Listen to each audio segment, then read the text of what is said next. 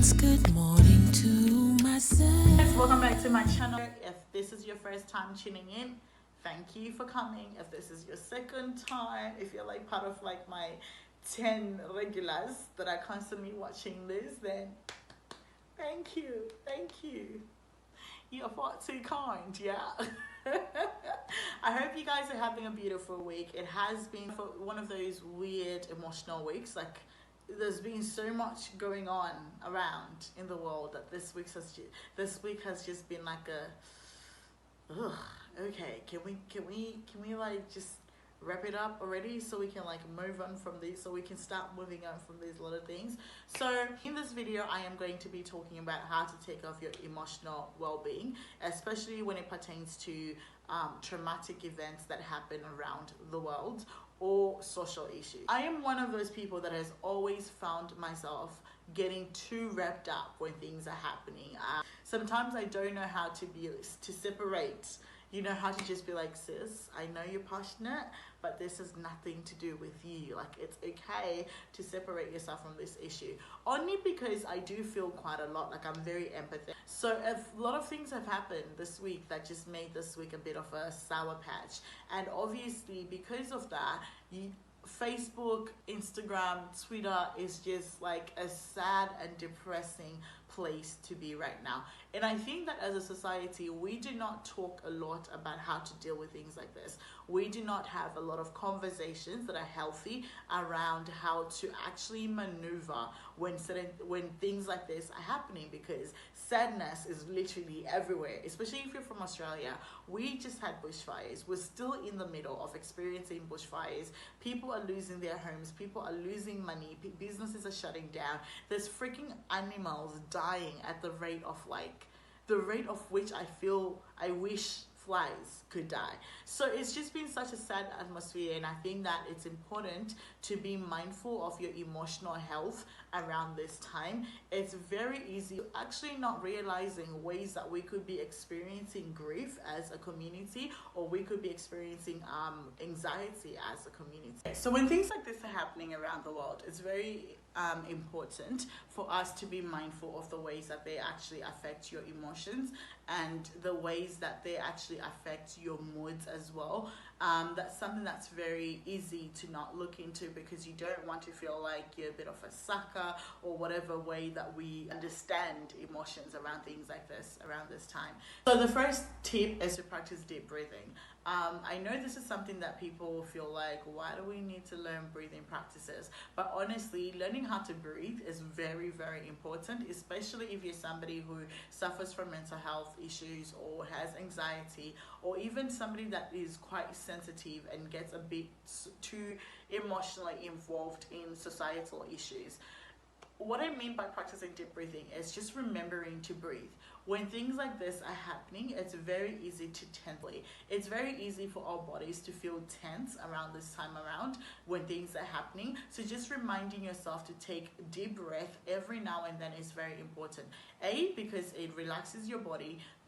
Two, it helps you, it lowers your blood pressure. So just taking in that deep breath as much as you can throughout the day is very important in maintaining your emotional health when things are going hectic around. Two, being able to name your emotions. Especially if you come from an African background or you are a man, a lot of the times we are not taught how to name our emotions. We're not taught that it's okay to say I'm sad because you're sad, to say I'm angry because you're angry, to say I am grieving because that's exactly what you're experiencing.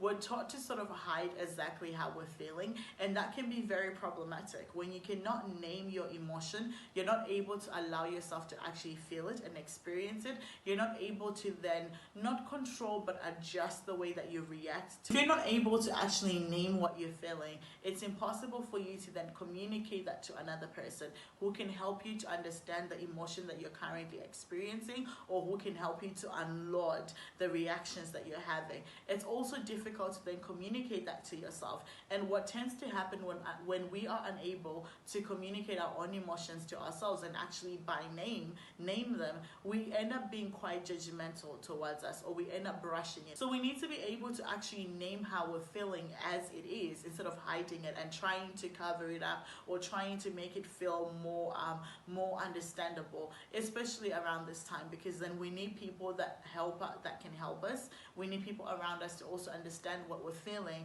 and why we could be potentially reacting in ways that we usually would not react because currently experience. 3, it's important to know your emotional triggers. So for a lot of people, experiences like this become way more overwhelming or become worse because of things that are already going on internally in them.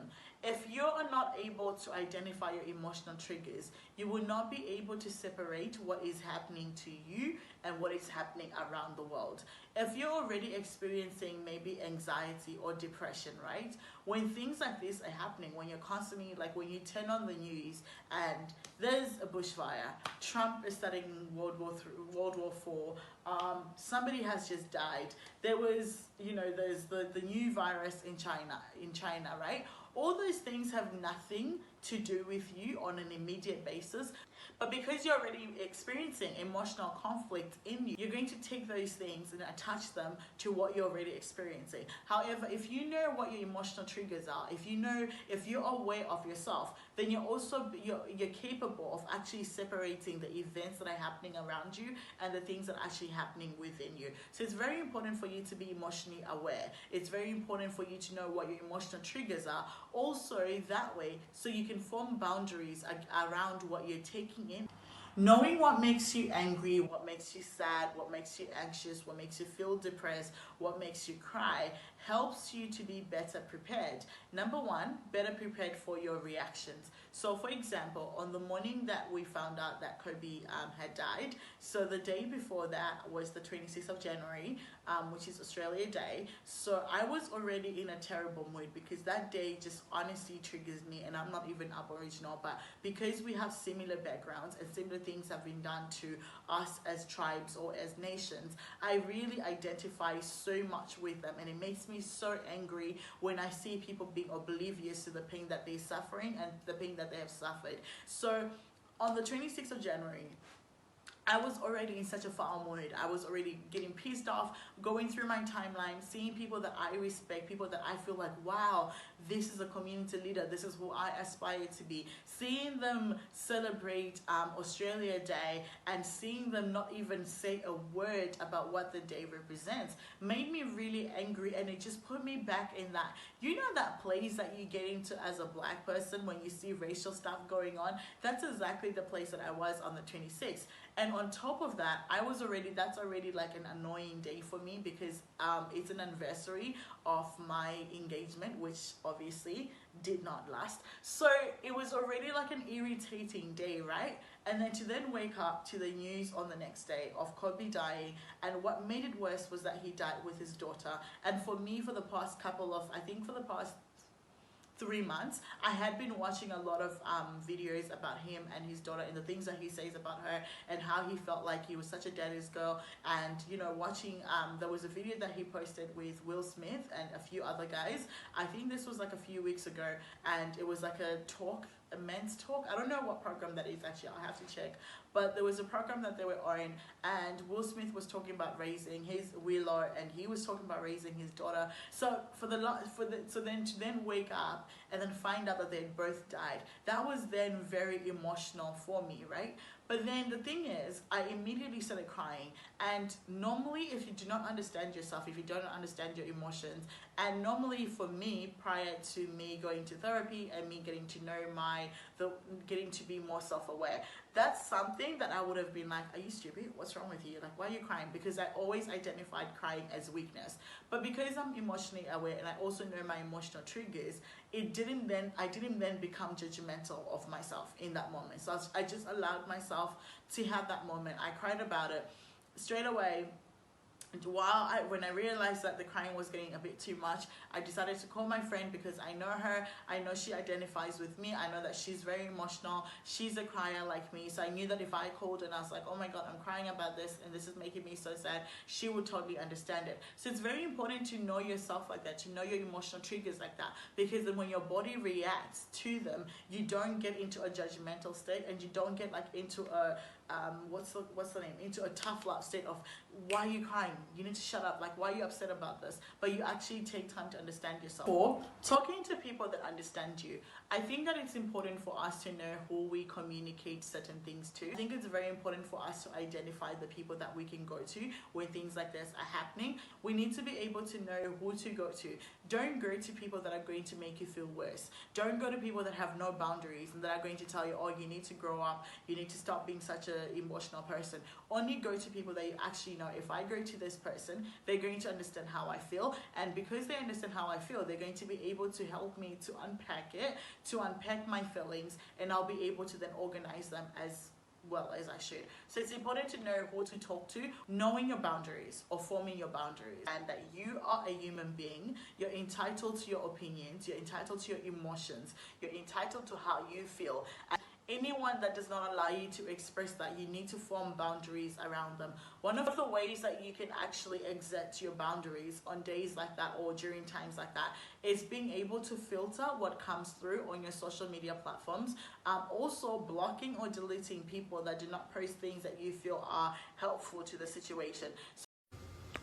Blocca il Facebook, blocca il WhatsApp, blocca telefonet, blocca Instagram. When you know that, okay, there's this huge political thing happening and you're very riled out about it, you're very upset about it, but you know that there are people that are not going to be able to, you know that there are people that you don't see eye to eye with.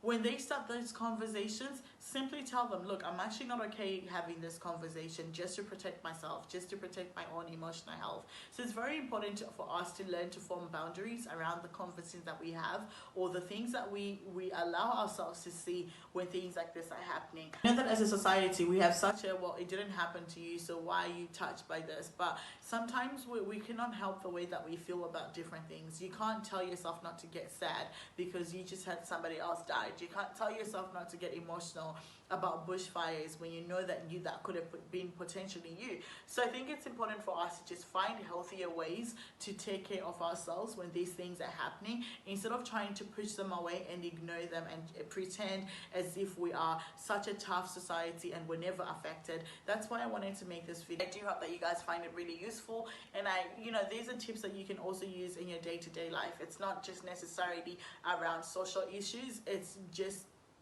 in your everyday life. So yeah, thank you so much guys for watching. I hope you enjoyed this video. If you're not already subscribing to my YouTube, make sure you subscribe to that link over there. Thank you so much for watching, and I'll see you next time. Bye. A simple good morning.